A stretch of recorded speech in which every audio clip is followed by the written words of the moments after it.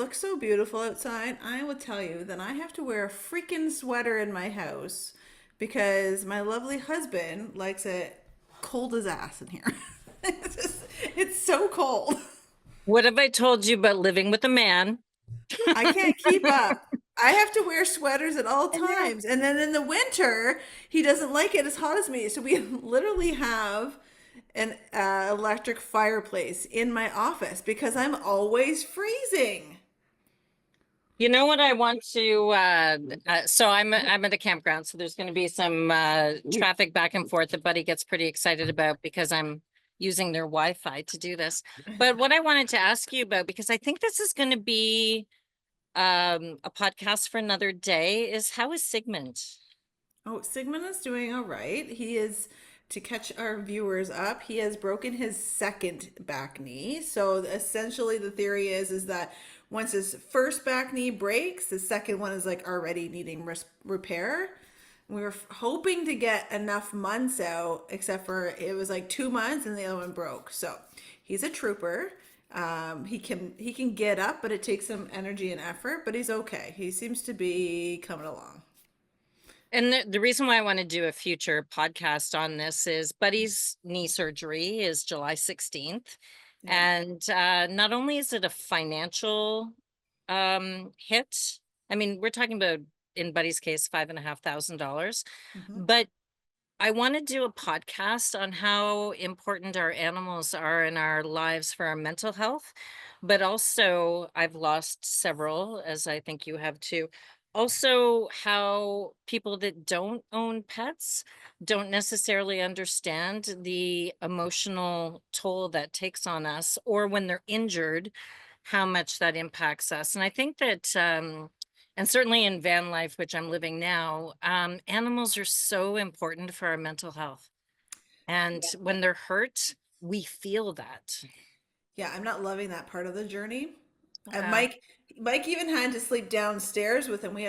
One of us was taking a turn so that he has someone with him because we kind of have to be by his side for a bit because we have another dog, as you know, and like if she runs after something, Sigmund wants to run after it, and so we have to keep that in check. But the first night, after 2 hours of whimpering, I had to change spots with Mike because, as we like to say, he's dead inside.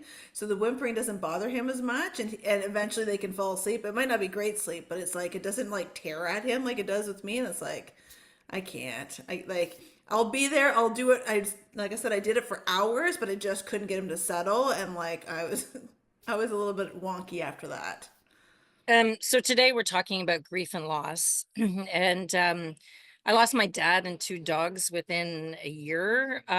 So I am interested to talk to Dina Bell-Laroche about this, but let's put a shout out to anybody out there that is an expert on how important pets are to us, because I would really like to talk to an expert about it. I really would. All right, shout out is out. Shout out is out. Fair enough. So we're gonna introduce Dina into our conversation Yay. and get this ball rolling. So stay tuned for just a sec. Hi, Hello. hi, Dina. Hello. You Good to are, see you both. you look very angelic with the lighting. No. I look like Pippi Longstocking and you look like an angel. This is what happens when you do the grief work, ladies. Okay, that's funny. Oh my God. Do you have your coffee ready, Dina? Yeah. Wait, well, actually, hold on. Hold up. Okay? You're going to love this.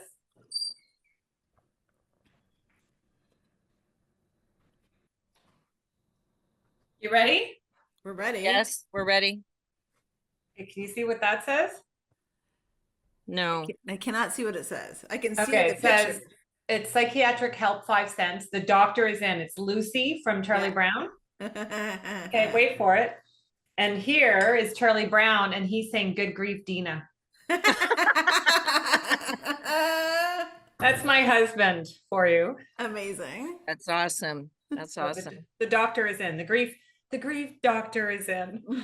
Yeah, and I wanted to remind you, Dina, we have fun with this. So I've been listening to your podcast. No, this is yeah, good. You make grief fun. So we might make a few jokes about, yeah, she's a lot of fun. Don't you want to go to a grief cafe? Like Right? sounds like a blast. But and also I know you're not a big swearer like Amy and I are, but it's a podcast. It goes on radio too, but feel free to Let her rip. talk talk shit about shit. That's what we're here to do. Well, a well-placed fuck goes a long way. It does. You have Oh, so you many don't mean good my nuggets. dating life. So many good nuggets today, Nina. Right?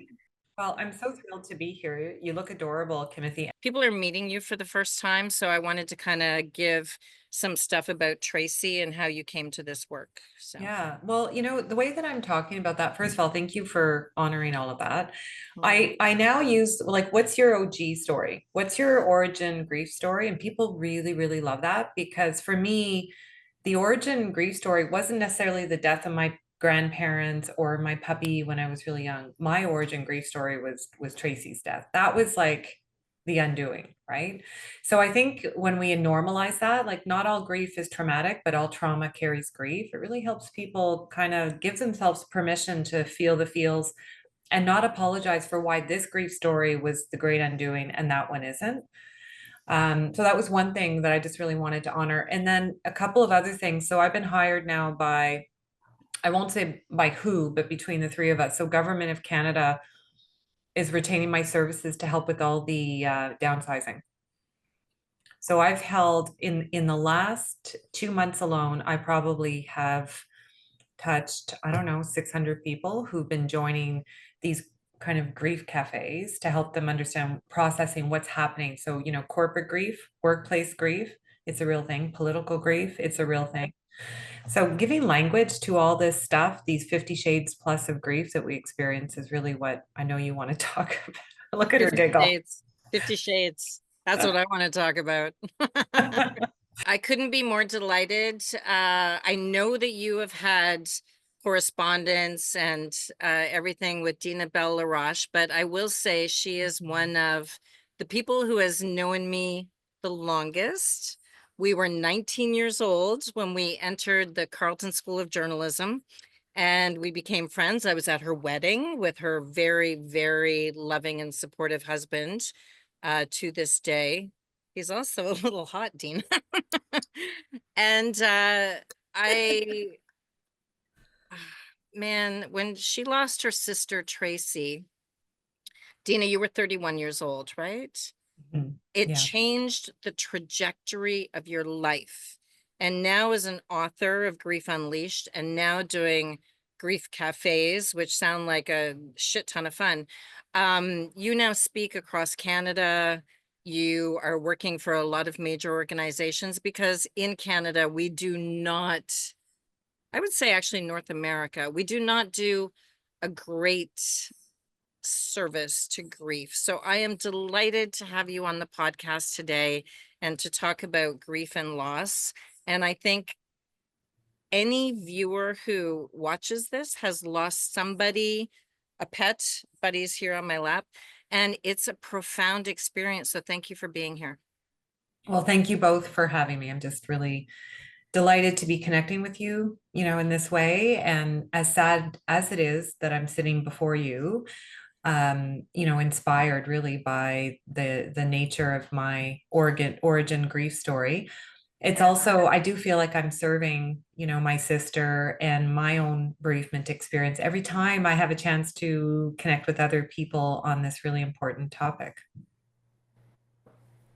So, Amy was going to ask, what's the big title that you have? Because I'm not even sure I know how to pronounce it. Dina, Oh, it's a T word. She was gonna make me ask it, and I I have was. dyslexia, and I was like, I don't know what the hell that means. Like, it's like, sure, leave it up to the person with spelling issues. Thanatologist? Yeah. Thanatologist? Nailed it.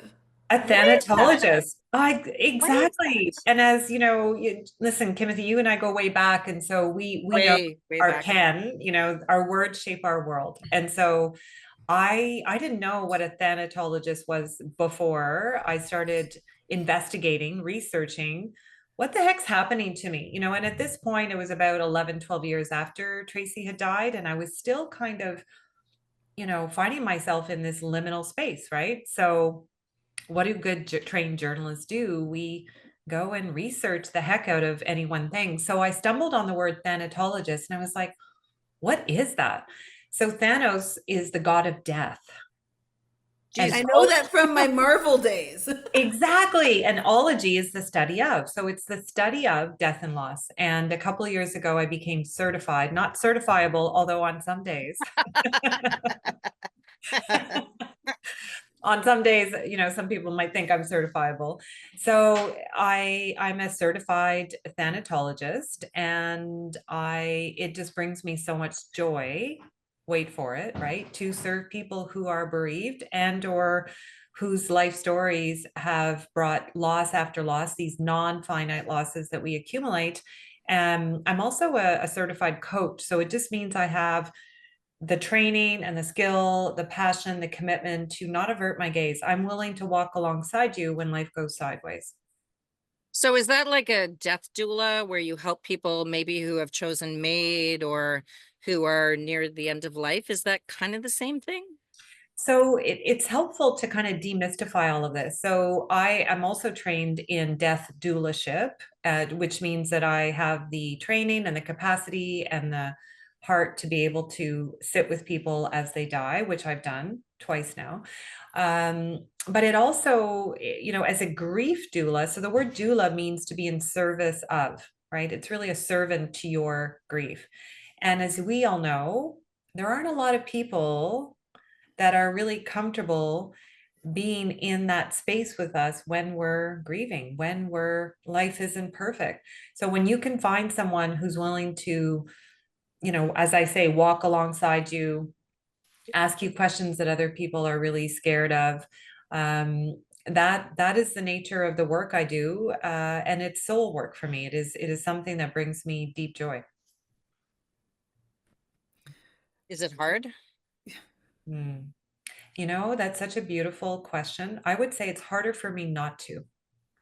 And I think it's because, you know, I've been through, as all of us do. And what I teach people is we don't have to compete with each other's losses, right? So, Kimothy, you've been such a, I'd say, a courageous model for so many by being honest about your own life losses. And I think it takes incredible courage for people to share their lived experience.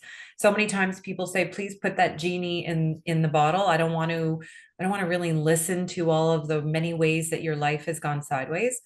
And for me, being able to, you know, accompany someone who is dying and make a plan, help them make their death plan. Or I work with, often more of my calling is working with people after the loss, right? After things have happened, because grief is not a pathology. So several of my clients come to me having tried therapy, having tried to suffocate their own, you know, grief. And they feel like they're doing this grief wrong because they'll say things like, it's been 5 years. Shouldn't I be over this experience by now? And I try and help, first of all, educate them, help them feel that their grief is a normal response to this severed attachment that they've been through. I help them find their way in this landscape of grief, or what we call our griefscape, and situate all of the life losses they've accumulated through their lifespan. So I have them do a loss map, which is incredibly cathartic.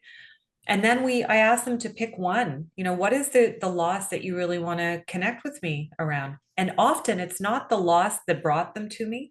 It might be an earlier loss that they thought they'd gotten over and dealt with, but they actually, once given permission, they're like, you know what? I still have some anxiety, some anger, some deep grief that needs processing. And what we know is when we give people time and space to process, then it dissipates because our grief feels met. And then we can kind of work through the experience so we don't feel so burdened and heavy and guilty and remorseful. You know, what I often share with people is we grieve because we care. That's the nature, the price we pay for love, right? Oh, Oh, the price we pay for love. Yeah. Wow, that's Queen good. Elizabeth, Queen Elizabeth II is, that's her quote. Grief is the price we pay for love. So we do grieve because we care, we're attached. You matter to me. So when I see you suffering, often people, our inner circle, the people we thought would be there for us, and I know, Amy, you've spoken about this, we grieve the people in our life that can't show up for us the way we want them to, right? And that creates a form of loss where we end up feeling more isolated in the experience. And when we're at our most vulnerable, we turn to these people thinking they're going to know exactly what to say, do to support us.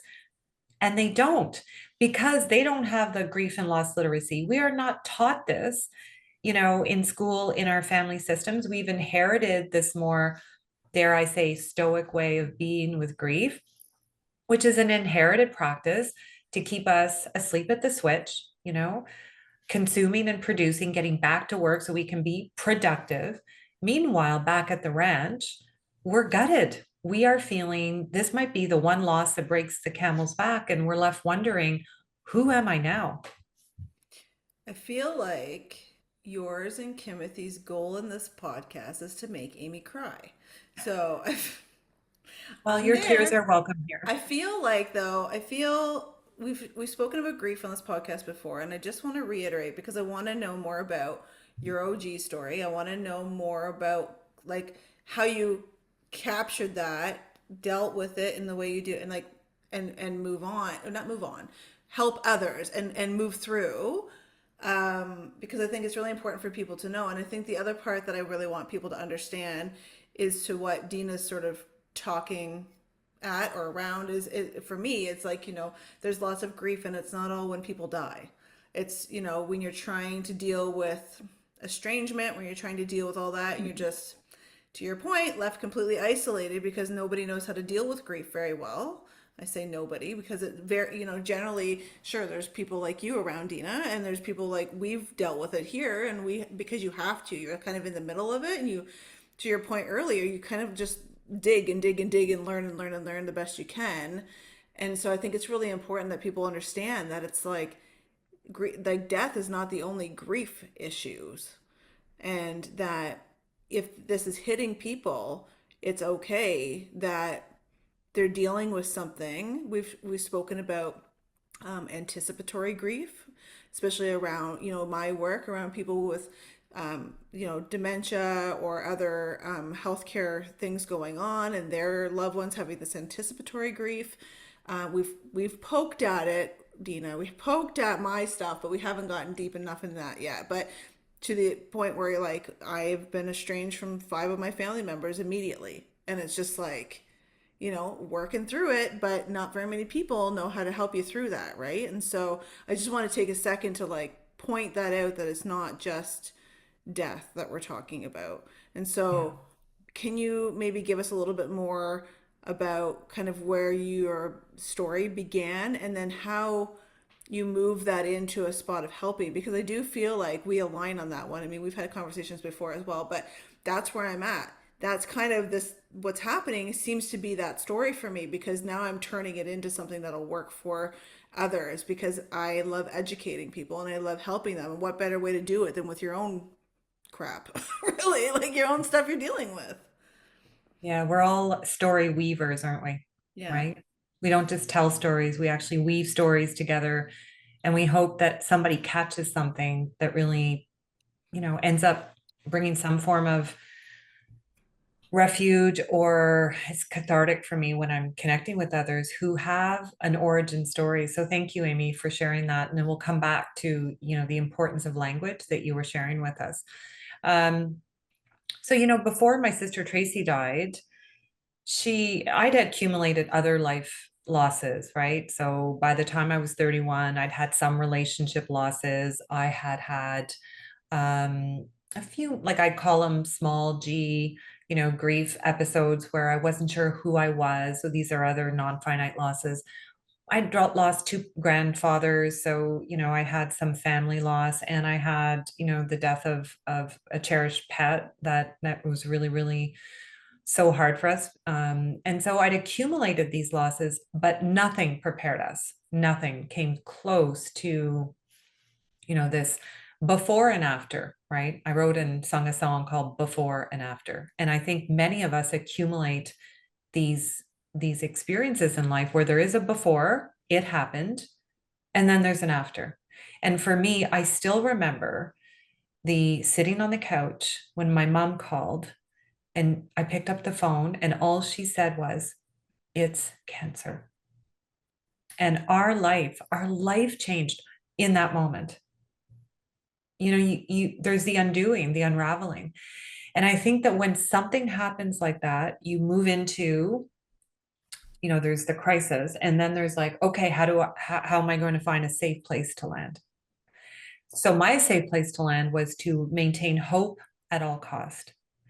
And navigating that experience with Tracy over 13 months, to situate it for everyone, both of us were new moms. When Tracy first found out about her cancer, she was 33 weeks pregnant, and the cancer inside her was like 3 times the size of her baby boy. So that explained the weight gain, right? We were looking at her going, how did you gain 30 pounds? You don't even look like you've gained 10. So this cancer was basically, she was carrying, Liam, her baby, and this tumor that was just growing inside of her. And I had a 3-month-old in my arm when this was happening. So you go to a place where, for me, it was hope at all cost. We were going to help her get through this. We were going to help her. We were going to fight this. We never talked about the D word. We never thought that Tracy was going to die. In fact, all of her doctors, they all came to love Tracy. She was hard not to love.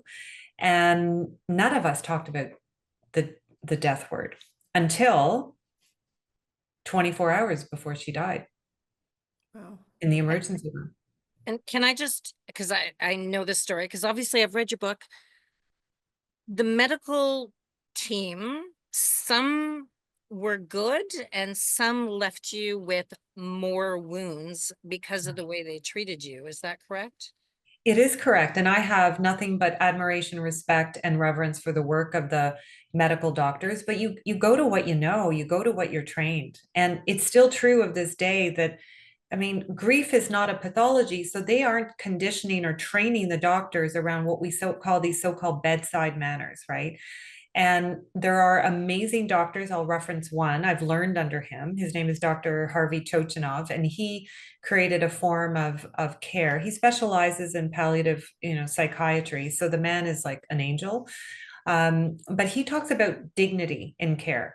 And there's a dignity in care question that all of us ought to know as humans, right? And that question is, what do I need to know about you so I can provide you with the best possible care? It's worth repeating. And we can use it just as friends. Hey, Kim and Amy, what do I need to know about you in this moment so I can be the best possible friend? Full stop. Best possible parent, spouse, grief companion. So when we come to people and say, what is it that you want to share with me so I can show up for you the way you need me to show up for you, not the way I need to show up so I can avoid seeing your pain, which is making me feel so uncomfortable. So then I want to kind of like double down and lean into this and fix your problem. Well, grief is not a problem to fix. What we know about grief, it's a involuntary, universal, and natural approach, natural experience after we suffer through a loss. And a loss is a severed attachment. And we attach, as Amy was saying earlier, to people, places, objects, experiences, identities, right? And so when those attachments are severed, the natural experience is to go, ouch, this hurts. But we don't train people in how to kind of be with each other in that space. And in fact, we encourage people to be performative in their grief, which is where I fit in. I was, and I didn't do this consciously. Timothy knows this. In fact, Timothy was one of my greatest champions talking about, the work I was doing in honor of Tracy, right? Through the amazing people, and then, coming to Nicaragua with me and helping to build Tracy's first classroom. Like, Timothy, you were such a light. And I remember sharing with you, like, Amazing. the spotlight was so uncomfortable for me because it was like, ooh, I'm getting accolades and recognition because Tracy had died, right? It was very uncomfortable. And at the same time, I wanted all of that sunlight and spotlight so that more people could kind of be inspired by my sister. I was so committed to continuing our bonds, which is such a beautiful theory, right? So talk about language, Amy. Continuing bonds is our way of, recreating, rekindling a relationship with our person who has died, or through the form of ritual. And this is where I think of the people you serve, Amy. How can I use ritual, which are these intentional symbolic actions that bring about meaning? And when we engage in ritual through life transitions, which is where you spend a lot of your time supporting people as they move out of their home, move into a new home, and they're grappling with their identity, changes in their mental capacities, the fear of death, which so many have. Ritual is that one thing that can help people feel safer in their bodies, right? So I do think that we have a lot to learn. And for me, the medical model is pathology based. So of course, the doctors, psychiatrists, even people who are MSWs, right? They come to this as a problem to fix. Whereas more of us are saying, wait a second, just like childbirth is a normal, natural human experience, so too is grieving. So birthing and grieving, I often use interchangeably, except that we equip the women and the parents with a lot more literacy. So when they come to the experience, they're not scared out of their minds because they've been given, a little bit of the 1, 2, 3s, right? We don't do that for grief and loss. We don't take people and say, hey, here's what you can expect. Here's what's normal for you. Here are the many ways that people grieve. And by the way, the only right way to grieve is your way. I feel like I, Kim was going to say something, but then I paused. no, I mean, you can ask your question. It's just that as you talk, Dina, I am listening intently, but when you get flashbacks in your mind, I Yeah. wish I had been capable of reaching out to you when my dad died.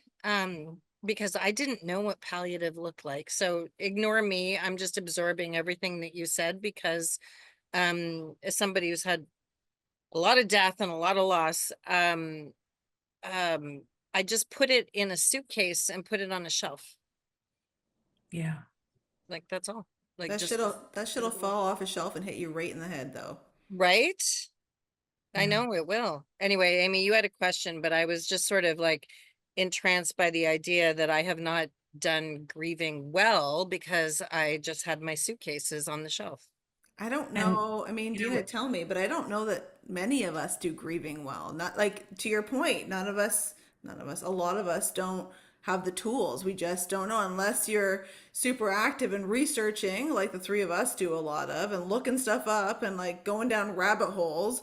I mean, I solved half of my own medical problems on Google because it's just like you're looking for it, right? And it's like I just go to the doctor and they hate it, and I'd be like, here's the stuff. And so, like, a lot of us just don't have that background. I mean, I work with seniors and families, and so I'm kind of entrenched in it. But even when it happens to me, it's like, it's hard because it is isolating. It's people don't know what to do with you and they kind of just want it to be over. And more often than not, I get comments. It's happened with people I've lost to death. It's happened in this situation. It's happened in other situations where people will check in because they genuinely cared. How are you doing? I literally right. told someone this morning. How are you doing? And I said, I feel like I'm disappointing you constantly because I don't have a better answer every single time you ask me. Like, and I Uh, said, like, it's just, I appreciate you checking in, but I just don't have any good answer to give you right now. And it's like, it's pretty much status quo at this point. And it's like, you don't want to discourage people from like caring about you, but like, there's not much in there. Like, there's not something to grab onto, I find. so important. Maybe I'll begin with just acknowledging, Kim, when you just said, just a second, I'm feeling something arising. And it's sometimes helpful to give it a name. So it's called a stug, a sudden temporary Oh, upsurge in grief. Remember that? this was in your book. Uh-huh. Yeah, and like I've used that in my head a lot when like I see a cardinal, or I went to Kingston last week, and my dad and I used to go to Rockport and sit on the patio, and like it's been 5.5 freaking years, and then I'm doing this like okay, and I thought of your book because this is in your book. So do you want to explain that to people? Yeah. So a stug, first of all, remember when we sit down by the water and we're remembering, making this whole again. Oh, this is where dad and I used to come. It's Father's Day, right? Yeah. And I'm remembering my connection with my father, who was one of my favorite people on earth. So my body does not understand time the way my head does. And my body is starting to ache for my person. So these stugs, they're sudden, they're temporary, and there's these upsurges in grief. So this is the beautiful work of Therese Rando. And what she is helping us do is just normalize what many people think are panic attacks. They're often activated by a smell, by a sound, could be a song that's playing, or, I see someone that looks like my father, because sadly, Timothy and I share that loss as well. My dad, Mike, died, it'll be 3 years in September. And so Father's Day is like bittersweet, right? I'm remembering him and the great father that he was, while I'm celebrating my father-in-law and my husband, the parent of my 3 children. So it's complicated, right? These different grief experiences. So that's one thing. So stugs, normal, natural, healthy, and they're not panic attacks. They are our body's way of going, ouch, I'm remembering my person. I want to come back to something you said, Amy, when you were referencing the losses that you see with, a lot of the people suffering with cognitive impairments, but also what you shared. So if somebody has cognitive impairment, it's a form of ambiguous loss. So they're physically present, but psychologically absent, or psychologically, it's a bit of a roller coaster ride. That's what I suffered with my dad because he had dementia. And that's ultimately what he died from, complications with dementia. So it's death by 1,000 losses, really, right? Because the person is there, but not there. And reliving his grief at the death of my sister, right? Where he didn't remember she had died, and then he say, well, where's my younger daughter, right? Because he had forgotten her name. So reliving that was so hard. But you also reference the other form of ambiguous loss, which is when people are psychologically present but physically absent. So estrangement from family members is incredibly difficult. It's other forms of loss. And who's using that language, right? So normalizing it by saying, of course you're grieving. Can you grieve people that you have difficult relationships with? Absolutely.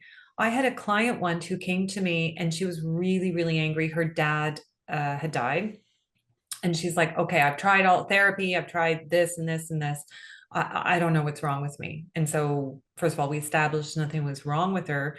She had complicated forms of grief because of the nature of her relationship and the relationship she didn't ever have with her father.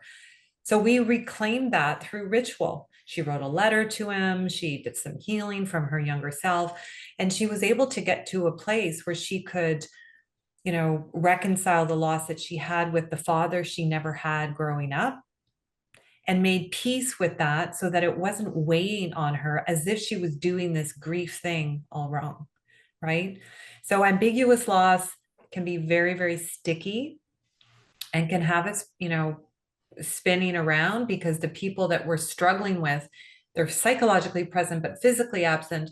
And we're like, why am I upset or angry or feeling like all these emotions when they're out of my life? And I may have chosen that, but it still hurts because the heart is yearning for those relationships that maybe I didn't put a ceremony around. I don't know if I I'll think pause there. it's yeah, it's on base. I think that like other people have talked to me about estrangement and whatnot. There's lots of trauma triggers and different things. And the thing that I think gets a lot of us is that I find, and I've had people say, like, it's it's hard. It's like your grief, like, as you said, like your grief, we're not competing. And so everybody does what they do with their grief or whatnot. And I feel sometimes though that it's harder because the person is still alive and the person's still there to like, so the ritual part, but like literally you could drive to them. And it's just like, it's harder to like uncomplicate it in your head. It's harder to take those pieces apart.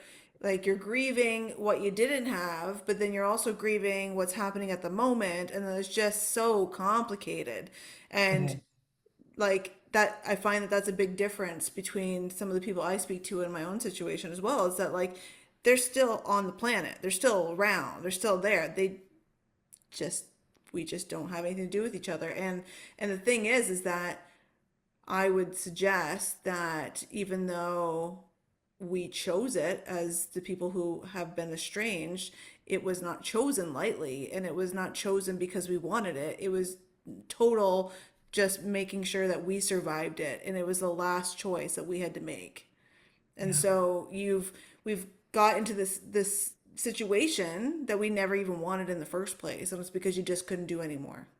Yeah, exactly. And there's often a part of us that's still yearning for that, Yeah. even as we know we've removed ourselves. And that's what I mean by relationship loss, right?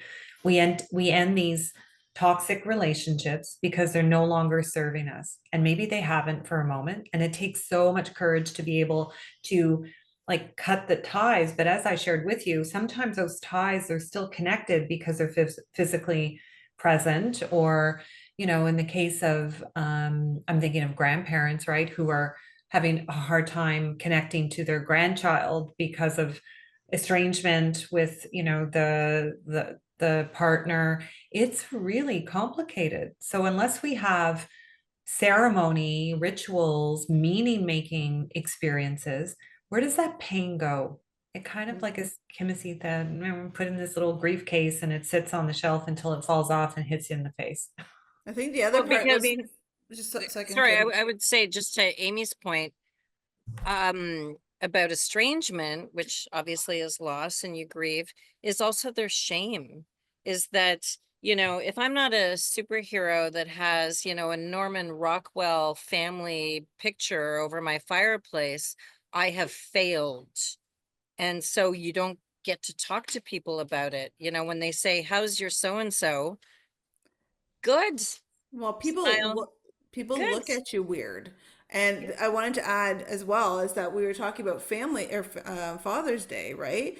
But there's lots of us out there that would like to do that. We remember when we celebrated together, and now there's lots of us that have to remember or expect the same things are happening without you.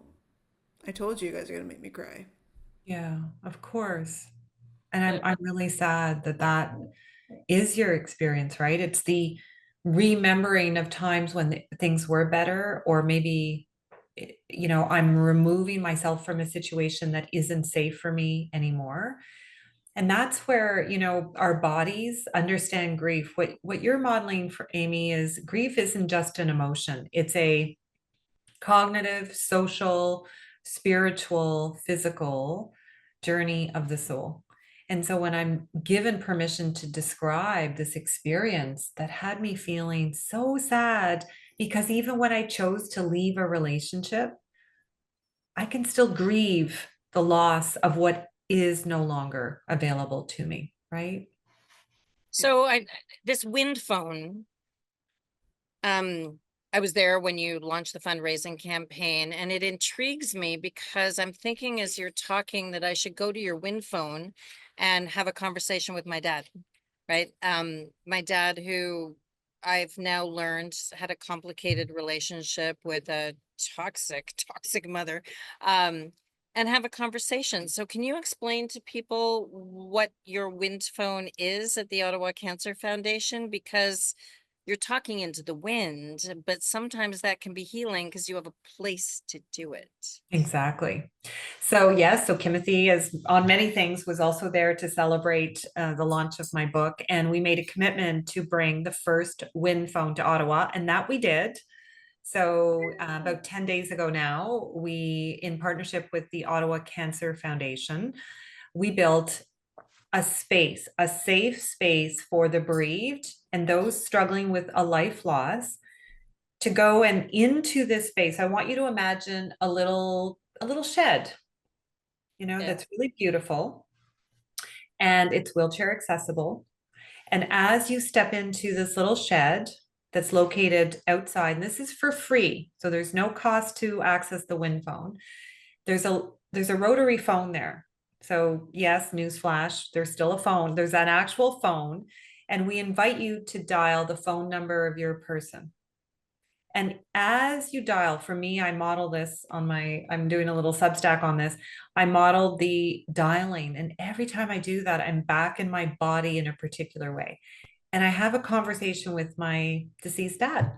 And I was telling him about this wind phone and how proud he would be that he, alongside Tracy, helped to inspire this really safe, welcoming space for bereaved people, to to have a conversation. And it could be also for, think of all the cancer survivors, right?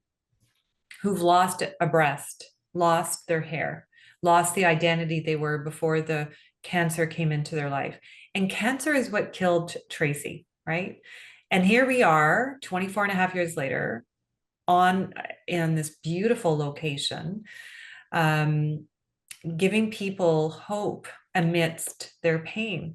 And so they're invited to have that conversation. Maybe it's with a part of themselves that they need, that needs a little bit of time and love. And then there's a little notebook that people can write in.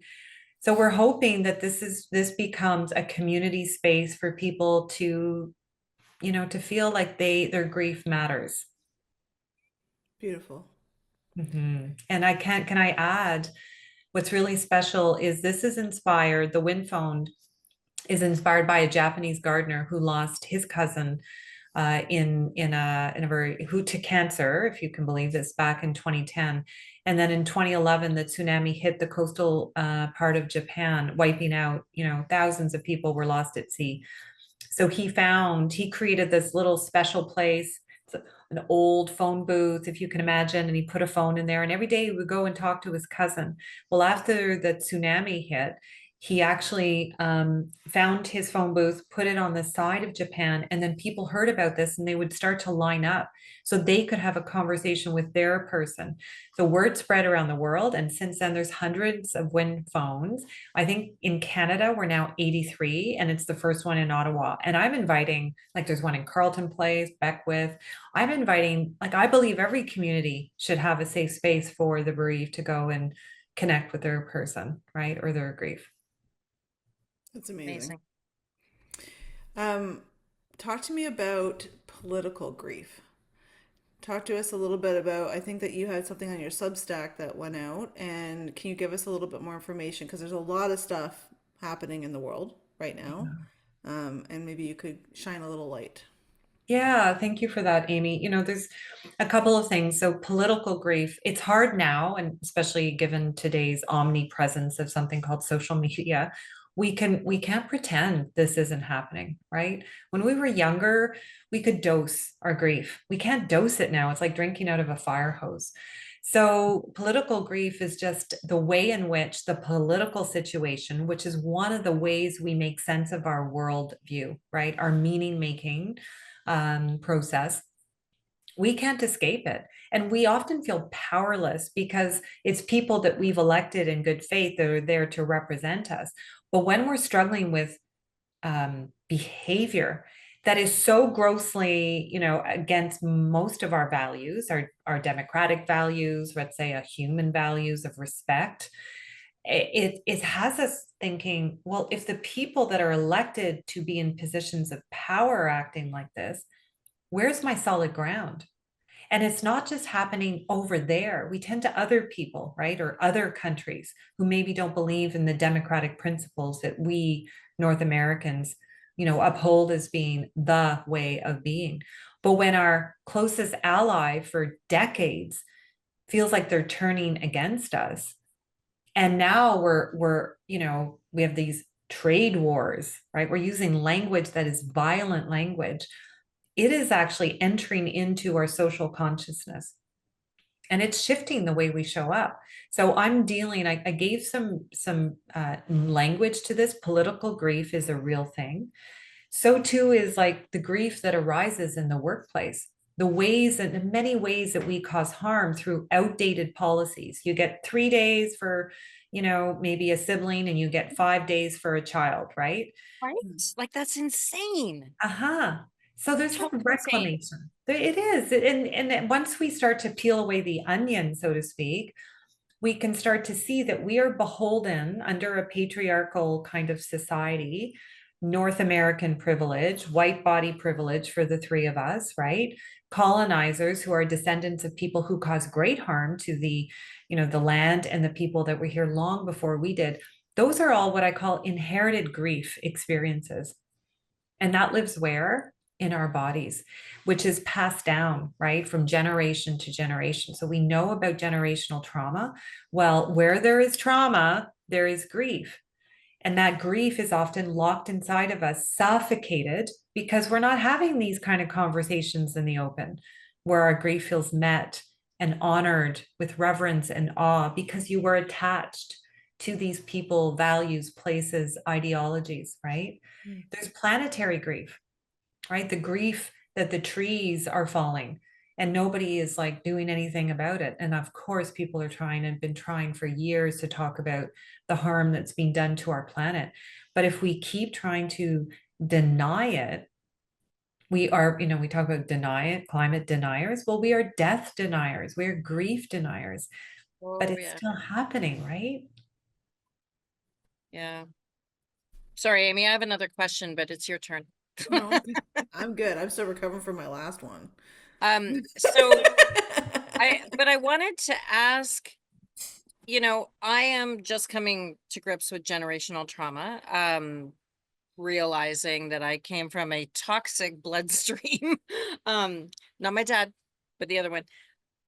How is that possible? Is it in our cells, or is it because of the way we were raised?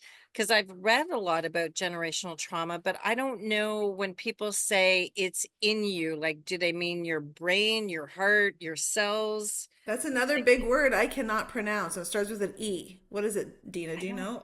Etymology? What is it? There's Epidemiology? Oh, the epidemiology. Well, Like, is the it in background. us? Like, is it inside us? they're talking about it like coming through in our cells and being Oh, transferred. epigenetics. You're talking about Epigenetics. epigenetics. Genetics. Yeah. Yeah. Yeah. And so how do you deal with that if it's actually in you at a cellular level? Mhm. Like, Well, we how do know you that deal? denying it doesn't work. No, I want to deny it. I just want to put it in my suitcase on the shelf. Right. And then I always ask people, well, how's that working for you? And No, they're not like, very oh, well.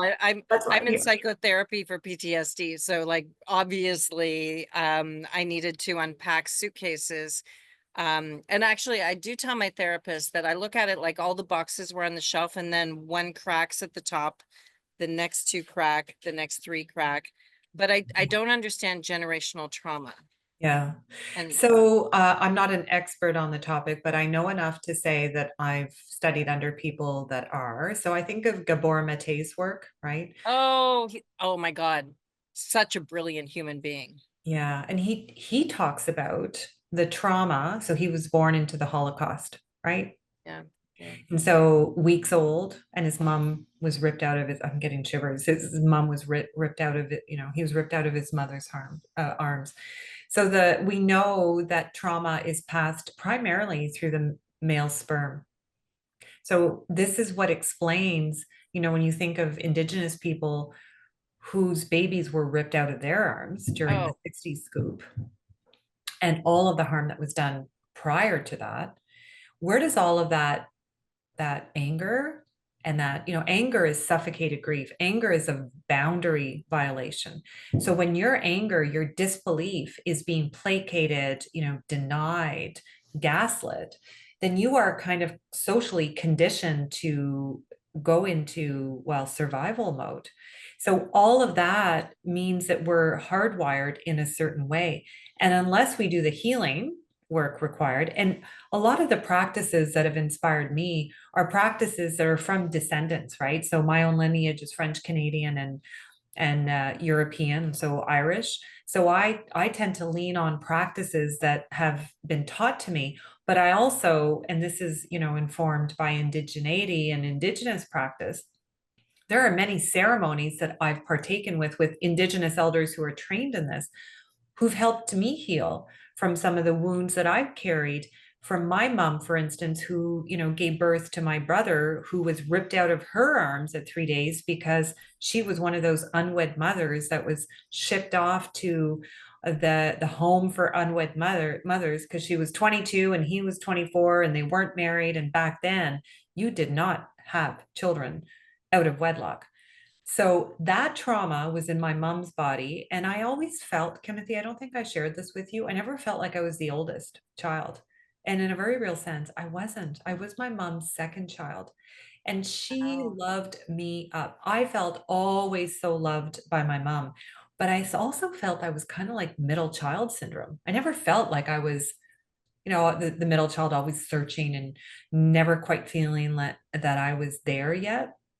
It explains so much, right? That if we don't have our bodies heal, then they become reservoir of both love and harm.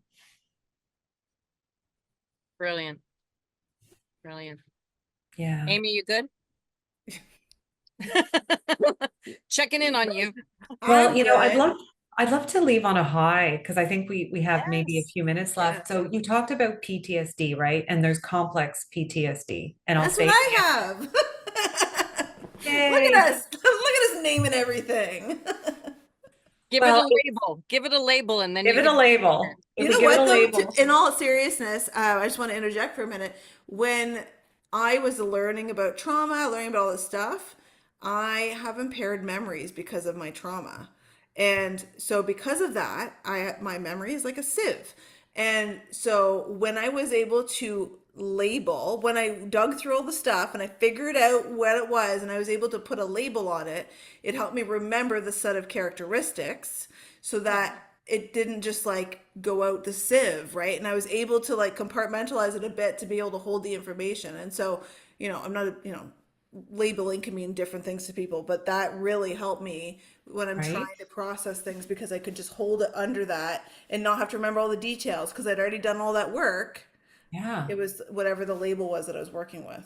Exactly. Well, it's a mixture of validating, right? Yeah. That's what I'm hearing you speak to as well. And also it's just so much better if I know that they've studied this and there's research out there that's actually putting a name to what I'm experiencing, which is exactly what I felt when I was reading up on grief. I'm like, I could see myself in this experience, and it was called Continuing Bonds, actually, with Tracy, right?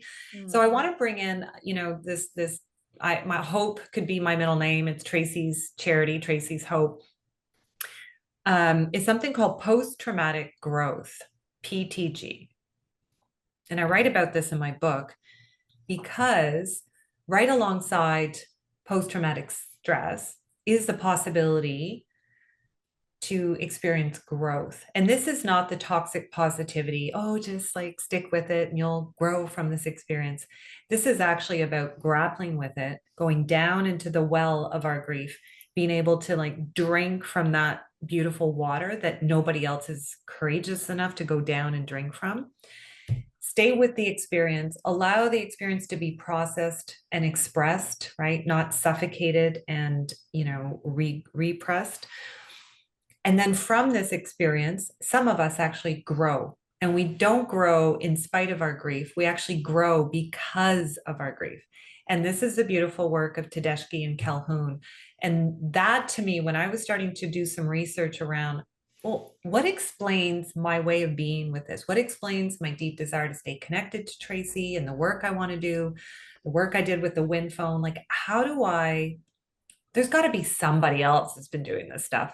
And lo and behold, about a decade ago, I stumbled on PTG and I'm like, that's what's describing this inner joy, this inner knowing and sense of well-being that isn't about efforting or performing. It's about kind of living in alignment with my values.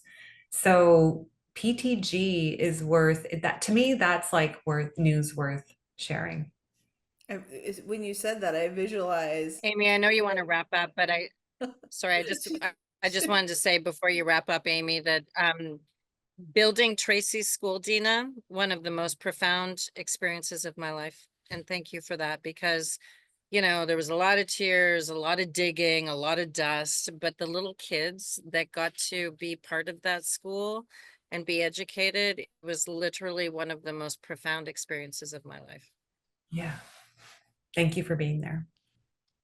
I think we end on a Yeah. high note, ladies. I think we just go with it. So, Dina, thank you so much for coming on and making me cry and making other people cry. But thank you very much, in all seriousness, for shedding light on this very complicated topic. It's definitely not an easy topic, but if we could end on, there's lots of people, there's lots of us out there dealing with this. Do we have any parting words for them that they can either look within themselves to find that little spark and grow out of there, like you're talking about the grief, sorry, what was it, PTG, this post-traumatic PTG. growth. Yeah, I didn't want to get that wrong, and then I just stumbled. So the growth that, I feel like when you're saying that, it reminded me of like the flower going through the crack and growing out over the rubble and stuff like that. And Oh, it hit yeah, for me because I feel like yeah. in me it represents this little spark that's there, and had I not dealt with things or dealing with things, it would be a different trajectory for my life. And so it's like there's a little spark, and it's like, how do we just light that up? How do we light that on fire and give people permission to grow through their grief and acknowledge that, like, yeah, I've dealt with some shit, and like I'm a different version of me, and hopefully better. Like, how do we get this to people? Mm, that's really beautiful, Amy. Thank you for that invitation. And as you were talking, there's a poet that I just love. Her name is Carolyn Miskinact. And in this wind phone, she gave me permission to use her poem. So I'm going to read it here because it speaks exactly to what you were sharing. And it's called Healing. Okay. She says healing does not happen with force. It is intuitive, deeply wise, as if it follows its own noetic rhythm.